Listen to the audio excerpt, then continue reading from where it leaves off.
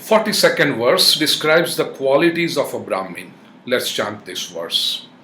Shamodamastapashaucham Shamodamastapashaucham Kshantirarjavamevacha Antirarjavamevacha Jnanam vijnanamastikyam Jnana-vijnanamastikyam Brahmakarma svabhavajam. Brahmakarma-svabhavajam. Dear friends, well, I am a student of Bhagavad Gita. I am a lover of Bhagavad Gita, and it is the mission of my life to spread the thoughts of Bhagavad Gita world over. Entire Bhagavad Gita is fantastic, no doubt about it, but there are certain verses which inspire me the most, which are like guiding lights in my life, and this is one of them because I am born Brahmin, and as I have told very often in my discourses that my guru is my grandmother because it was her who initiated me on this path, and she always used to say, Beta, by the grace of God you are born in a Brahmin family and prove to the world that you are a true Brahmin. Show it to the world because perform the duties of Brahmin very thoroughly and genuinely. When I studied Bhagavad Gita, who else can guide me? What are my roles in life, or what is my duty in life? What are my karma in life better than Sri Krishna? This is the verse which guides me all the time. How can I be a true Brahmin, a genuine Brahmin, and how can I be really helping the society to grow specifically on the spiritual paths? So this verse is very close to my heart. It is like a guiding force in my life. Sri Krishna, in this 42nd verse of the 18th chapter, lists certain qualities. He says, Brahma Karma Swabhavajam. These are the duties of a Brahmin born of his nature. So, this should be the inborn duties. This should be the nature of a Brahmin. And I always strive to be on this path. Which are the qualities? First is Shamaha. Shama is serenity. Damaha, self-control. Shamo, Damaha, Tapa. Tapa is austerity. Shaucham, Shaucha is purity. Shamo, Damas, Tapa, Shaucham, Kshanti. Kshanti means forbearance, forgiveness. Arjavam, straightforwardness, uprightness. Evacha, Jnanam, wisdom. And Vijnanam. Vijnan is scientific knowledge. Vijnan is experiential knowledge. And Astikyam. Astikyam is having total faith in the guiding force, the supreme energy, which we lovingly respect as God in this world. So he has a deep faith in this power. Astikyam. Brahma Karma Swabhavajam. These are the qualities which are very natural for a Brahmin, and his duties are fixed accordingly. Let us briefly understand this quality one by one. Shama. Shama is, as I said, it is serenity. Shama is mental control. A true Brahmin is, or whoever wants to have Shama, because in Vedanta, Shama is one of the 6 major qualifications to be a Vedantic student, to study a Vedanta and to imbibe the Vedantic knowledge. Shama is very important. Shama is a capacity that you can focus your mind where you want to, and you can take your mind away from that subject whenever you want to. You have total control over your mind. Your mind is absolutely compartmentalized. You are where you really are. You are focused where your body is. That is called Shama. Most people do not have this Shama because they do not have control over their mind. Physically, they are present at one place, their mind is wandering nowhere. They don't know where. Mind is going everywhere. This is not Shama. So, if you want to evolve spiritually, even if you want to help someone evolve spiritually, you should have this control over your own mind. When I give discourses, obviously, I have to be focused on the subject matter. Till, as listeners, you have the freedom to mentally go somewhere else and come back whenever you want to. But a speaker cannot go. We have to be focused. So Shama, as a Brahmin, it's the first quality that one must have, to focus the mind and to take the mind away. When I am on the Vyaspeeth, there can be 100 things on my mind. There can be adversities in my personal life. Somebody might have come and shared his or her problem with me, but I can't carry that burden on the Vyaspeeth when I'm speaking. For those 3 hours, 4 hours, 5 hours that I'm on the Vyaspeeth, I have to train my mind to take it away from the subject matters and focus on the subject of the scripture that I'm speaking on. Shama is a very important quality, my dear friends. Each one of us can actually train the mind to have this quality. Shama, then Dhamma. Dhamma is the sense organs, control over sense organs. Take the desired work from the sense organ. If I want my eyes to focus on you, I will order my eyes. Don't go anywhere else. You have to be focused here. If I want to listen to something, I have to tell my ears that, hey, stay here all the time. Don't go away. So as Shama is a control of mind, Dhamma is a control of sense organs. Your body, your sense organs cannot afford to be going or doing anything at will. It is beautifully said by the saints that your sense organs are like your servants.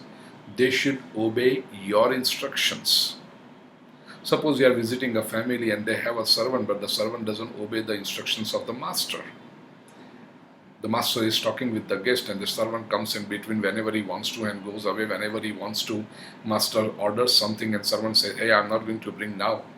What kind of a servant he is? And if the servant is undisciplined, it is actually a burden on the master. It is a limitation of the master.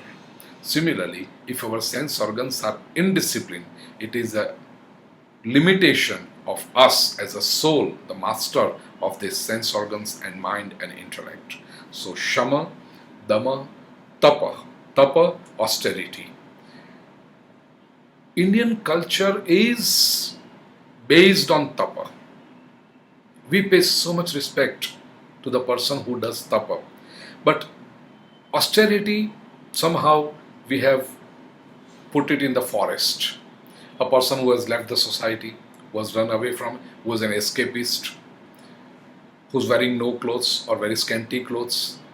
He has raised beards and mustache and big hair on his head and closed his eyes. He doesn't eat for days together, stands on one feet and just does ram or something. We say, oh, he's doing tapa.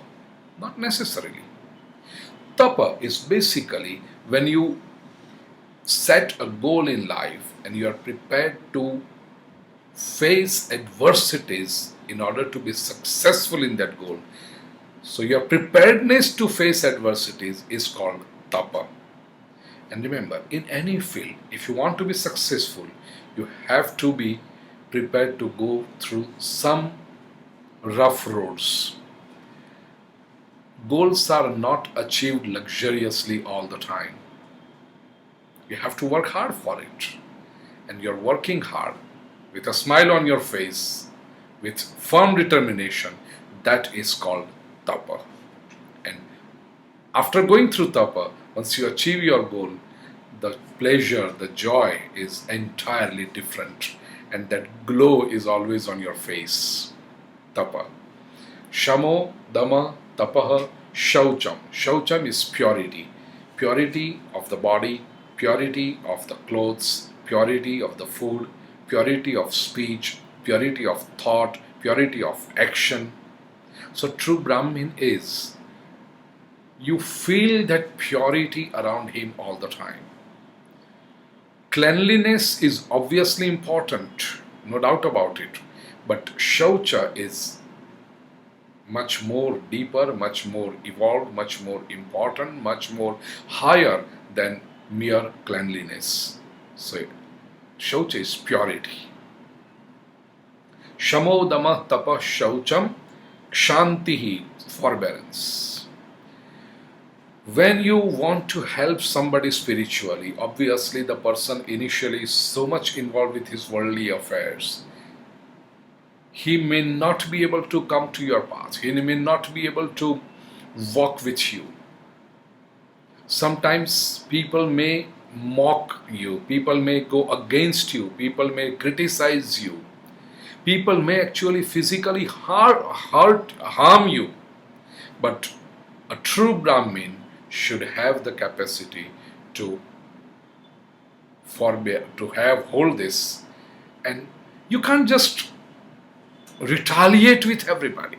You can't waste your time, your resources, your brain in fighting with people. Sometimes you just have to let them go. And that's where your greatness is. You're much high. You can't stoop down to their level. So this is what Kshanti is. Forbearance. All the great saints, if you see, during that tapa, they have displayed this quality of forbearance. With a smile on your face, because the person doesn't understand. And if the person does not have the maturity level as yours is, what are you going to do about it? You can't argue, you can't fight. It doesn't befit you. So the best way is forgive him. Walk your path. Just progress and let the time come that the person realizes your worth and understands your importance. Shamo damah tapas shaucham kshantihi arjavam. What a wonderful quality. Arjavam is uprightness, straightforwardness. A true Brahmin is very straightforward. Most people cannot succeed in life on the path of spirituality because they are not straightforward. If you say in Gujarati that, yeah, we all are straightforward, but we are straightforward like jalebi. And that is the reason we can't progress on the path of spirituality.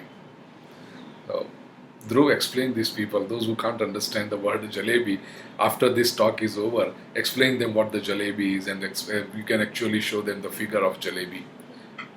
Actually, I can show it here. Do we have jalebi here? I can actually show it on the camera. So that, yeah, bring a piece and I'll show you. Jalebi is a sweet item which is so crooked. I'll show you right now, but let us go further.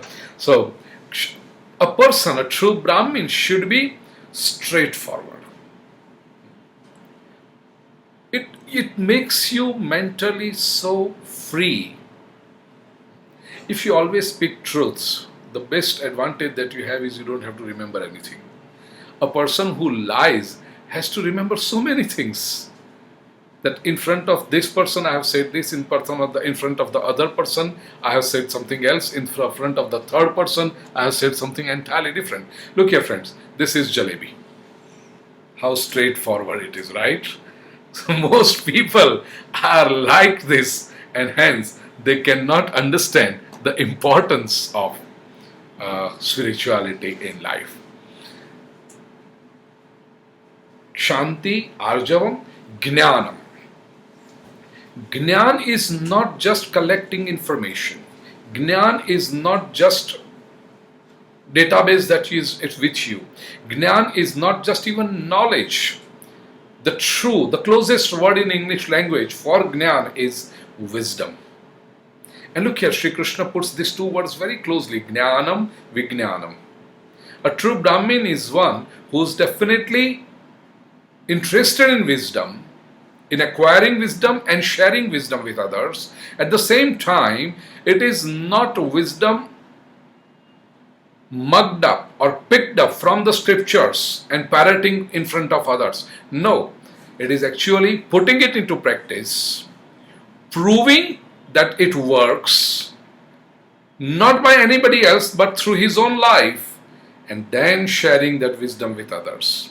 So Vijnan is science. Vijnan literally means science. What does science do? Science accepts things only when they are proved in a laboratory.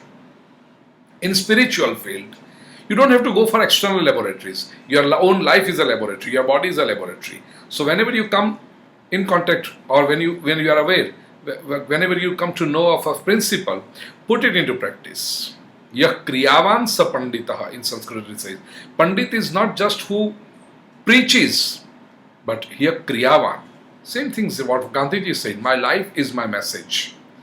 If you want to study the scriptures, I always say, come, stay with me. Look at my life. Don't be just impressed with my words, because it is so easy to impress others with words. No, your life is most important. That is Vijnana.